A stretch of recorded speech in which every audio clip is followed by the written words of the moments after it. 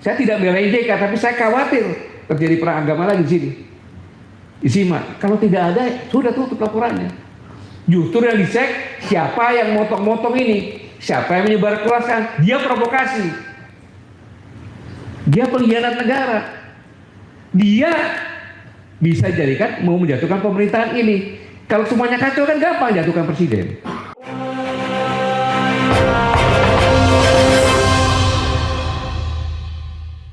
Halo Sobat Ler, apa kabar? Semoga tetap sehat dan istiqomah.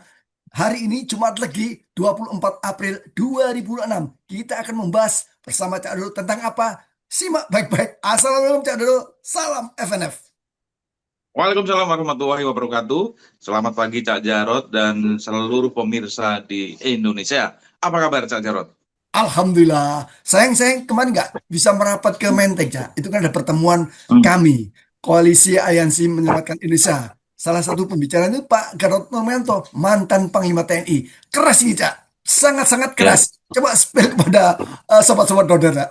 tepat sekali Abang apa yang dikatakan oleh Pak Gatot Nurmantio, dan Pak Gatot Nurmantio itu selama ini memang selalu hadir ketika situasi politik sudah sangat memanas, memuncak, baru dia hadir.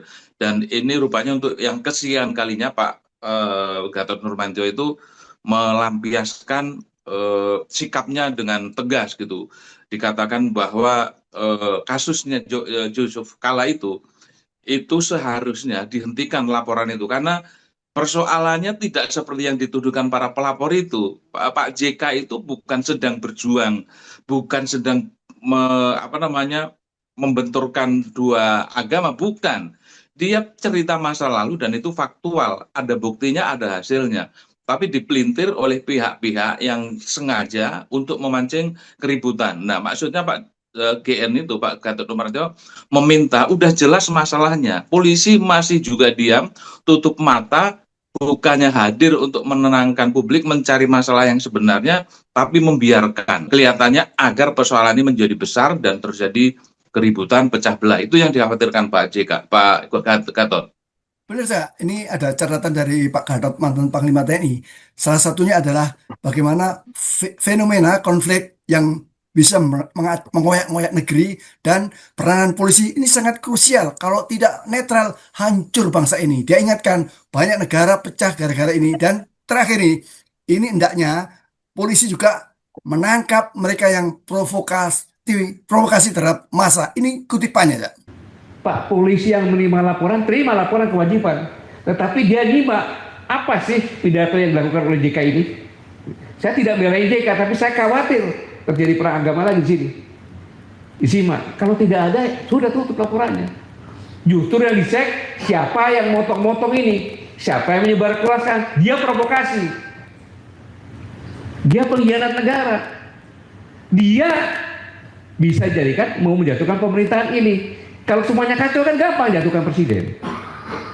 Kalau polisi loyal kepada pemerintah, bergerak dong sesuai dengan profesi dia. Kalau tidak, kita kepengen seperti jadi Myanmar, Syria, dan lain-lain. Orang Jawa bilang cetowelo masalahnya. Kalau memang mau menyelesaikan masalah, kalau memang sepakat mau membangun bangsa ini ke arah peradaban yang lebih bagus. Siapa pelakunya, siapa yang memproduksi, siapa yang memviralkan, dan siapa yang mengomentari, dan komentarnya itu adalah provokasi. Kalau polisi masih diam, itu polisi juga salah mestinya. Kapolri di mana? Mengapa tidak punya daya kritis memahami satu persoalan? Satu isu ini apakah settingan atau tidak sengaja atau pesanan, itu sudah terbaca dari, bahkan orang awam pun bisa membaca. Ini polisi sudah jauh dari fungsinya dan memang harus layaknya memang harus kita adili rame-rame. Dan Pak Gatot Nurmantio itu kan bilang di Indonesia itu tidak pernah ada masalah agama. Sudah selesai persoalan agama dari zaman zaman Majapahit dengan keluarnya kitab Sutasoma itu. Yang ada itu adalah masalah politik yang kemudian ditunggangi masalah agama. Nggak ada masalah agama. Masalah agama sudah selesai. Bahwa kita itu Bhinneka Tunggal Ika tetapi satu. Udah selesai. Nah, tapi orang-orang yang memotong-motong video ini kurang ajar. Sangat kurang ajar. Sengaja memancing keributan. Sengaja untuk menimbulkan kegaduhan untuk kepentingan politik. Kan itu yang terjadi sebetulnya. Saya menganalogikan gini ya, ini kasus fitnah Pak JK, ini seperti jalan, sebuah jalan yang rusak, Kak. Banyak lubang jebakan, tapi polisi tetap tidak memasang pengumuman, dilarang masuk, dibiarkan saja jalan itu, sehingga banyak orang lewat, ini terjebak dan masuk jebakan-jebakan lubang tadi. Ini analogi yang tepat bagaimana fitnah Jokowi merusak, berpotensi merusak dan menjeburkan banyak orang ke dalam lubang yang dibuka tadi ya. Dan menyedihkan sekali polisi yang seharusnya bertindak adil, berada di tengah, melihat satu persoalan secara jernih, tetapi mereka melihat persoalan siapa yang pesan, siapa yang order, dan siapa yang bayar. Itu yang terjadi. Jika penegak hukum seperti itu rusak bangsa ini, tidak hanya polisi, jaksa, hakim, dan juga pengacara. Kalau mereka bekerja berdasarkan pesanan, berdasarkan kepentingan tertentu, maka tidak akan pernah terjadi keadilan di Republik ini. Nah, kaitannya dengan kasus yang sekarang ini, di mana JK yang dijadikan bulan-bulanan seperti itu, sekali lagi polisi, gunakanlah hati nurani Anda. Sumpah Anda ketika menjabat menjadi polisi itu mau bekerja seperti apa, kan sudah ada semacam fakta integritas. Lakukan itu, jangan membohongi diri, jangan mengkhianati hati nurani. Dan bahaya sekali kalau polisi tidak segera menghentikan kasus ini, maka apa yang menjadi cita-cita para pembuat kegaduhan bisa jadi sangat terjadi. Atau jangan-jangan memang ini bagian dari skenario yang dikatakan bulan Juni akan terjadi kerusuhan massal. Prihatin sekali. Nah, makanya Pak Prabowo, kenapa masyarakat mendesak untuk mereformasi kepolisian yang seperti ini? Kalau polisi tidak netral, tentara tidak netral, akibatnya apa? Anda terancam guncangan, goyangan-goyangan seperti dimaksudkan oleh Pak Gatot. Pak Gatot jelas tidak. Mereka itu sengaja menggoyang rejim pemerintahan, merusak negara, dan ini imbasnya kepada Pak Presiden. Kenapa? Dalam keadaan suasana ricuh, Pak Presiden akan digoyang. Coba bayangkan itu, sudah diingatkan oleh Pak Gatot Nurmantio yang punya kemampuan untuk mendeteksi betapa bahaya negara ketika orang-orang seperti ini dibiarkan berlalu lalang. Ada dua hal kenapa Presiden tidak segera bertindak. Pertama, bisa jadi informasi ini tidak masuk kepada telinga dan mata Presiden. Kedua, kemungkinan Presiden menunggu telunjuk dari Solo, bergerak atau tidak. Dua hal itu, dan ini sama-sama berbahaya. Presiden tidak boleh lengah. Presiden tidak boleh hanya sekedar mendapatkan masukan dari orang-orang yang terpercaya. Presiden kan punya pikiran, punya sikap, dan bisa membaca sendiri, tidak harus mendapatkan laporan sehingga harus diputuskan ketika laporan itu direkomendasikan untuk diputuskan. Presiden punya sikap sendiri yang harusnya itu digunakan. Itu kalau misalnya laporan tidak sampai kepada Presiden. Kedua, bisa jadi Presiden itu memang ragu akan bertindak, tapi mengenai Solo akan bertindak. Nanti dia ingat hidup Jokowi. Ini yang terjadi sehingga sampai sekarang masih berlarut-larut. Kalau Presiden independen dan dia merdeka dari seluruh intervensi, saya rasa tidak akan terjadi seperti ini. Dan ini justru merugikan sendiri Presiden Prabowo suatu saat ketika ini menggumpal menjadi persoalan yang besar, siapa lagi yang disalahkan kalau bukan Presiden? Ini Presiden harus tahu. Dan bagi Sobat Uder, kami hanya menginformasikan inilah risiko ketika presiden atau rejim pemerintahan mengakomodir seluruh partai politik menjadi koalisi besar. Tidak ada yang kritis. Untunglah masih ada PDIP yang sejak awal menyatakan dirinya oposan. Nah ini Cak Dodo, coba simak. Ada jubir PDIP, ada Hasto Kristianto, Sekjen PDIP. Dan sekarang yang terakhir ada Ferdinand, bagaimana dia keras mengkritik Jokowi yang selama ini berperan sebagai orang inosen, tidak salah. Jokowi mengatakan dirinya hanyalah orang kampung dan bukan siapa-siapa. Sangat benar. Jokowi memang pada awalnya bukan siapa-siapa dan hanya orang kampung. Itu betul sekali. Tapi sayangnya menurut saya, Jokowi kurang lengkap menyampaikan itu. Harusnya Jokowi berkata seperti ini. Saya ini bukan siapa-siapa. Saya hanya orang kampung yang telah mengacak-acak konstitusi Indonesia. Saya hanya orang kampung yang telah membuat kebijakan yang membuat Indonesia menjadi kacau seperti sekarang.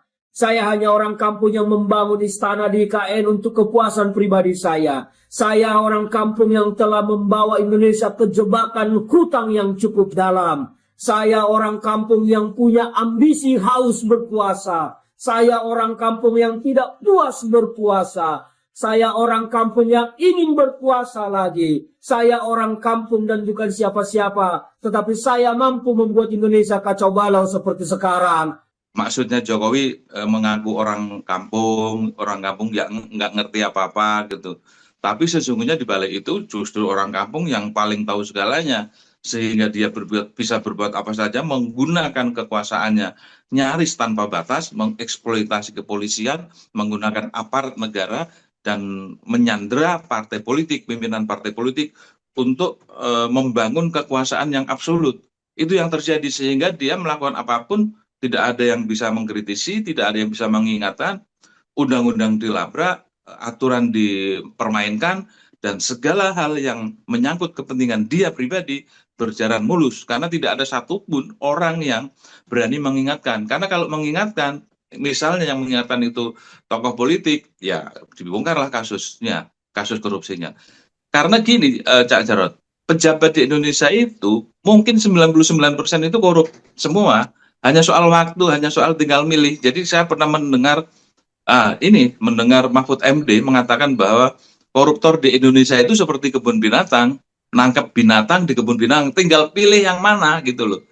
Itu yang terjadi, gambaran korupsi di Indonesia. Jadi bahwa para politisi tersandera kasus korupsi itu sangat mungkin. Ya, dan yang anehnya lagi, dari sekian partai atau 9 partai yang ada di parlemen, hanya PDIP yang masih kritis. Tapi itu pun karena dia berada di barisan oposisi. Seharusnya partai-partai lain kalau memang dia sadar bahwa mereka kehadirannya dipilih rakyat dan mewakili rakyat, harusnya gunakan otak dan pikirannya untuk sedikit kritis lah, bukan membebek, membeo, ikuti apa yang menjadi keinginan pemberi kuasa. Bukan seperti itu, nggak sehat negara ini kalau dijalankan dengan cara seperti itu. Jadi kita dukung PDIP supaya semakin banyak yang bersuara seperti PDIP.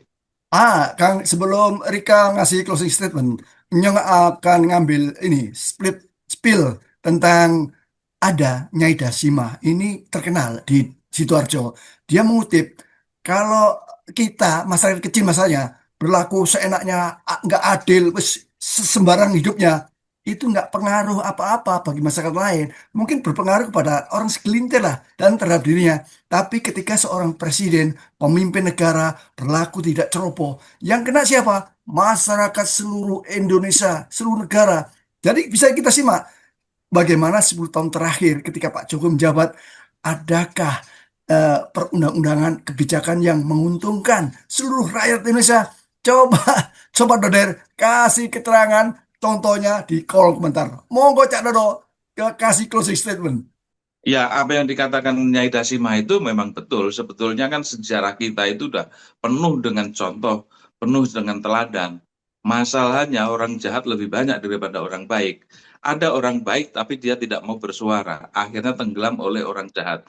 Itu yang terjadi di Indonesia. Maka ketika Presiden Jokowi 10 tahun memimpin Indonesia dan dia menggunakan kekuasaannya secara absolut, secara hampir seluruh kekuasaannya digunakan untuk kepentingan pribadi dan kelompoknya, tidak ada yang berani mengkritisi, tidak ada yang berani mengingatkan. Yang terjadi seperti hari ini, undang-undang, hampir semua undang-undang. Yang paling memprihatinkan adalah undang-undang Cipta Kerja, bagaimana buruh sekarang itu sama sekali tidak mendapatkan kesejahteraan. Buruh dalam kondisi subjek yang dieksploitasi, dibungkus undang-undang Cipta Kerja. Ini kan berbahaya sekali. Nah, presiden itu harusnya membawa amanah penderitaan rakyat. Rakyat itu harus dibela hak-haknya. Rakyat itu harus di masa depannya dijamin. Yang terjadi tidak seperti itu. Buruh, ini yang paling jahat nih. Saya memang konsen di soal buruh ini. Jadi buruh itu tidak pernah bisa menjadi karyawan tetap. Dicoba terus 9 bulan, perpanjang lagi, tahu-tahu tua. Kan gila itu kalau seperti itu. Itu kan harusnya undang-undang menjamin bahwa buruh yang sudah melewati masa kerja harusnya diangkat menjadi karyawan. Yang terjadi adalah outsourcing, atau diperpanjang kontraknya berulang-ulang kali. Siapa coba yang membela buruh yang mungkin pendidikannya tidak tinggi, hanya SMP atau SMA? Ini kan tugas negara, tugas DPR, tugas eksekutif membuat undang-undang. Jadi kalau kondisi ini tidak berubah, maka Indonesia akan mundur jauh ke belakang, rakyat Indonesia jauh dari sejahtera, rakyat Indonesia akan selalu dijajah oleh penguasa, oleh bangsanya sendiri. Seperti yang diingatkan Bung Karno, menghadapi penjajah asing lebih mudah ketimbang menghadapi penjajah dari dalam negeri sendiri. Nah, saudara, saya akhiri dengan merdeka. Assalamualaikum. Waalaikumsalam warahmatullahi wabarakatuh.